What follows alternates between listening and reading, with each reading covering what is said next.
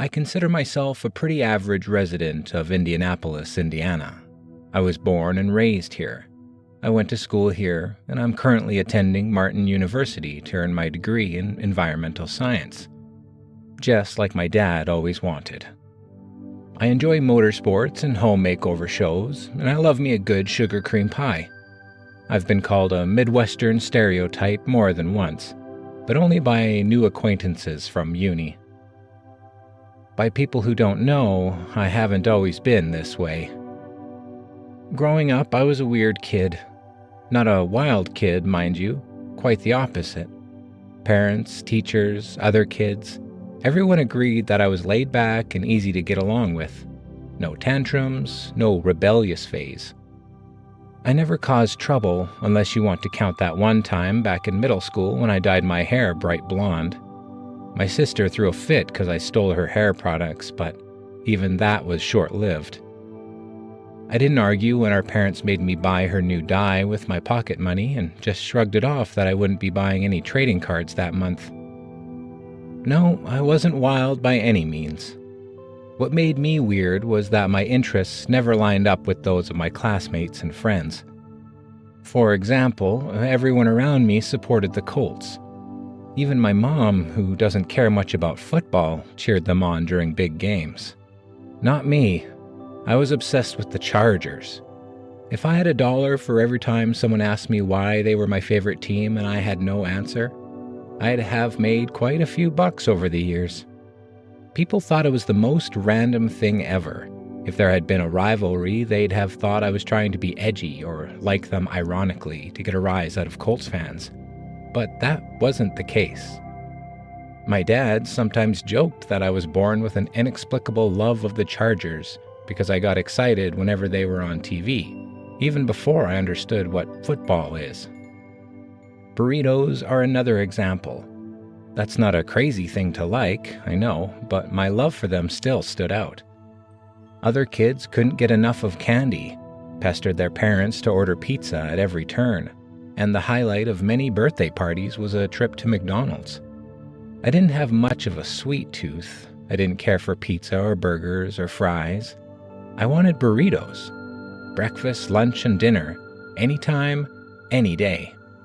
There was one small Mexican joint, Casa California, that I was especially fond of.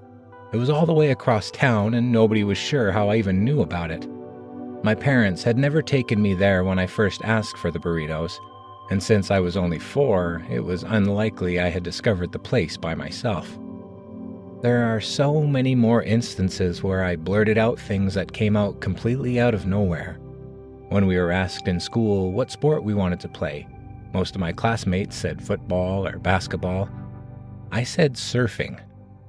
When my grandparents asked what candy they should bring from their trip to Europe, I just asked if they could just buy me almonds instead. One time in middle school, our assignment was to write about our dream vacation. Nearly everyone wrote about going to Disneyland, Cedar Park, or Coney Island. I turned in an essay about California that was 7 pages longer than it had to be, and included several obscure facts the teacher had to look up to make sure I hadn't just let my imagination run wild. That one flew a bit under the radar because one kid had written about his vacation on the moon. But the teacher mentioned to my parents that it was both odd and impressive how much I knew about California. My freshman year saw me enter my version of cringy goth phase, which quickly earned me the nickname Kid Cali in school. I listened only to Blink-182 and the Red Hot Chili Peppers, and I must regretfully report that I also tried to dress like them, complete with straightened hair, sunglasses, and weird hats. The only silver lining is that social media wasn't around back then. The whole world would have seen those god-awful photos of me posing like Anthony Kiedis at my aunt's Thanksgiving dinner otherwise. That same year, my sister moved out for college and left me her TV. I could finally watch my favorite shows in peace without my mom interrupting or talking over it. I couldn't get enough of Baywatch and 90210, and there were days when I probably exclusively spoke in quotes from the Fresh Prince of Bel-Air. My friends joked that I must have picked up the SoCal slang from those shows. I always brushed it off, but secretly I was incredibly proud of sounding authentic. People often asked me if I was from California. It was the coolest thing ever to me, especially when my friends made them guess which part of the state I was from. Most thought I had recently moved there from LA. Deep down, it stung to admit they were wrong, but I always laughed along with my friends at the "gotcha!" That never got old. People were baffled to hear that I had only visited California once, and didn't even remember the trip because I was only 2 at the time. It was the first family vacation after I was born, and I only knew about the trip because my aunts sometimes brought it up at family gatherings when they flipped through photo albums with my mom. Apparently, my parents got distracted by my sister arguing with another little girl at the beach, and I gave them the scare of their lives by wandering out of sight. I didn't get far, of course, but my mom says she almost had a heart attack when she turned around and I wasn't there. My dad says she's exaggerating and they found me right away, filling my little bucket in the shallow water. He also says I found a seashell that I took home as a souvenir. I turned my room upside down several times after he mentioned it, but I never found any seashells. Maybe I lost it or traded it to another kid for a cool rock or something. I don't know. I guess it's normal not to remember much from early childhood, but it bugged me for years that I didn't have any memory of my only visit to California. The first family vacation I somewhat remember is a trip to my grandparents' beach house in Florida. I was 6 and absolutely hated it there. I looked grumpy in every single photo, and I know I kept calling the beach stupid and ugly. Why did my mind hold on to that? There was nothing particularly memorable about it. I begged my parents every summer to go to California again, but we never did. After all, California was expensive, and my grandparents had a perfectly fine and free beach house. There was never a doubt in my mind that I'd go to college in California. My plan was pretty straightforward. After high school, I'd take a gap year and go on an extended road trip to California to check out unis and colleges there, then apply to whichever schools I liked best. When I got my first job, I saved every penny I earned and also put birthday and Christmas money aside from my trip. I was so determined that I didn't care what teenage luxuries I had to forego to make it happen. Fast food, comics, video games, newly released albums of my favorite bands. I was tempted here and there, but never enough to give in. I fully expected my parents to be proud when I told them about my plans. In my mind, I displayed exceptional discipline and ambition, and had a clear vision of what I wanted to do with my life. The reception, however, was lukewarm. Once I had delivered my speech about my grand future on the West Coast, my dad asked the one question that left me stumped. "So what do you want to study then?" I had no answer to that. All my excitement revolved around the where. The what had barely been a blip in my considerations. I conceded that I hadn't figured that out yet, but assured my parents that I had definitely not neglected that part, and just needed some time to make up my mind. When graduation grew near, I had gone back and forth on several subjects, several times, but nothing would stick. Whenever I thought I finally had it, a new idea came along. Deep down, it didn't matter to me. As long as I'd be in California, any subject would do. Obviously, that answer wouldn't satisfy my parents, though. By now, they had let on that they really, really hoped I'd follow in my dad's footsteps and attend Martin University here in Indiana. They pulled out all the stops to make it attractive to me, down to not-so-subtle hints that my dad still had connections and could probably arrange something with administration if I had thoughts toward any especially competitive program. I didn't bite. To me, it was clear that they were just worried about having an empty nest because my sister already left for Ohio State. And so I went ahead with the road trip. I planned my route, marked sites I wanted to check out on the way, and of course I made a list of schools. Over the past few months, I had ordered a whole bunch of brochures, but since no one program had jumped out to me, I'd just work my way through the list based on the school's locations. Looking back, the trip was nothing like I had imagined. I had been giddy and bursting with anticipation when I told my friends about all the places I'd see. First and foremost, the Grand Canyon National Park. One of my classmates had visited the year before and really talked the place up, which was why I had planned a 4-day stay there. I didn't end up going. In fact, I skipped everything from my fun list. In the weeks leading up to the trip, we had talked so much about all the adventures I'd have, the things I'd see, the freedom of being on the road all by myself and doing whatever I wanted, whenever I wanted. But as it turned out, all I wanted was to keep driving. I took a few photos of quirky roadside attractions here and there, but only if I didn't have to take a detour to see them. Somewhere in Kansas, a gas station clerk pulled out one hell of a sales pitch to make me go see the world's largest pitchfork. Under different circumstances, I'd probably have humored him, but since the small-town museum that housed this marvel was 2 hours out of my way, I politely declined. In Nevada, I stayed in a supposedly haunted motel that had become a tourist attraction because of a native spirit that was said to wander the rooms at night. One of my friends was really into ghost hunting and would have been all over the place. I barely gave the spirit a chance to haunt me. After driving for 10 hours straight, I slept like a baby and was back on the road by sunrise. At the time, it didn't feel odd to me that I was in such a hurry. After all, I had years' worth of pent-up excitement to spur me on. I hadn't set out to see small-town attractions. Everything I longed for was at the end of the highway, and the less time I wasted, the sooner I'd get there.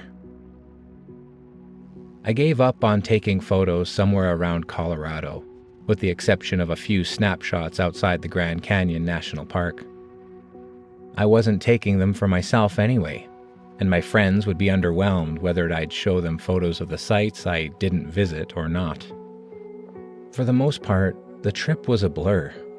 Just a series of gas stations, rest stops, and nondescript motels, whichever was closest to the highway in any given city or town.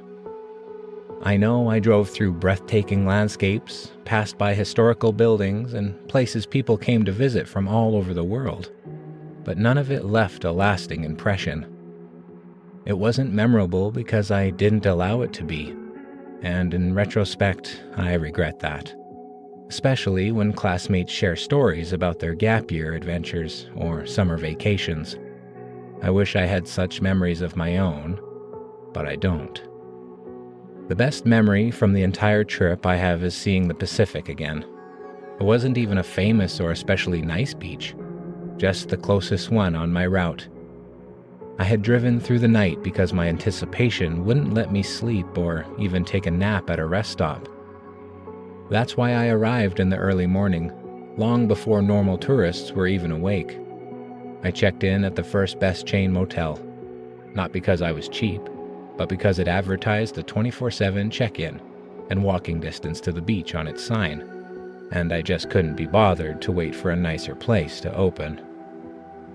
The bleary-eyed receptionist tried to recommend me a diner that already served breakfast when she handed me the room key. I cut her off to ask for the shortest way to the beach, and a moment later, I was on my way to make the only memory that would last. The sun had barely begun to rise when I arrived. Apart from an early riser who was walking his dog in the distance, I was the only person around. A few lone beach loungers stood abandoned near the only amenity around, a beach hut with a faded list of popsicles and a sign that advertised flippers and snorkels for rent. Of course, it was closed, but this place didn't look like it was much of a tourist destination by day either. The absence of pretty much everything that pops in one's mind when thinking about Californian beaches, surfboards, beach babes, roller skaters, didn't bother me. In fact, it barely registered. The waves of the Pacific, purple and orange in the light of the early sun, were the most majestic sight I had ever seen. This was exactly what I had been drawn to all my life. Nothing else mattered. Overwhelmed by emotion, I walked towards the surf, casting off shoes and socks on the way. When my feet finally touched the water, I was overcome with an otherworldly elation. Saying that I became one with the Pacific barely begins to describe it. There was no barrier between the water and my skin anymore. My human form was merely an extension of the sea. The steady rhythm of its waves was my heartbeat, an entire ocean pulsating through my body. And then I just stood there, arms stretched out like a scene from a cheesy movie. Inhaled the morning breeze and the sea salt. Let the waves wash over me, through me. Everything felt so right, so natural. I had finally come home, back to where I had always been meant to be. In my entire life, I had never been happier than in this moment, never felt a more palpable sense of belonging and peace with the world. I don't know for how long I stood there, lost in this state of utter tranquility. The motel room was flooded with dazzling daylight when I returned there, but I don't remember how or when I got back there. It could have been anything from morning to late afternoon, and at this point I was too exhausted to care. I dropped onto the bed like a stone without even bothering to close the curtains. The exhilaration from my visit to the beach still tingled on my skin, in my mind, when I drifted off. And I recall thinking that this trip would be all I had dreamed of before I fell asleep. The reality was very different, but in a way I only fully understood that much later. When I woke up the next day, I was still a bit dazed from the long journey, or so I thought. The memory of that otherworldly sensation from the beach was so fresh that everything around me was filtered through it. A faint barrier between me and the world, like a tinted veil that made it seem more vibrant, but also more distant. It began to fade as time carried on, but the lull underneath never went away. I followed through with my plans and checked out the schools on my list. I had expected to be thrilled and dream up a future wherever I went, but the opposite happened. None of the schools seemed all that great. There was nothing wrong with them per se, but nothing that especially appealed to me either.